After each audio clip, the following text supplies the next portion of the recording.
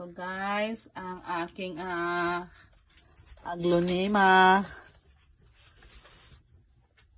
Ito po yung minix ko na snowflakes at yung other aglonema. Both there are aglonemas plants. Kaya mga pang Christmas po sila plants.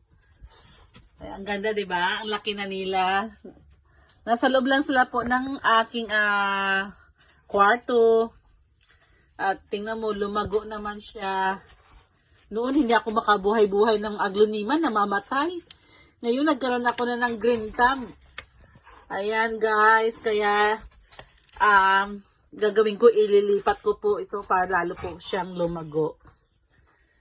So, kasi gusto po nila yung ayaw nila po yung direct sunlight kasi sila masusunog.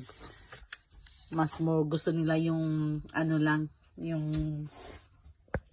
indirect lang. Ayaw nila yung directed sunlight. Gusto lang nila ng bright sunlight. Ayan guys. So hope you guys like it. Like my plants. My aglonema plants.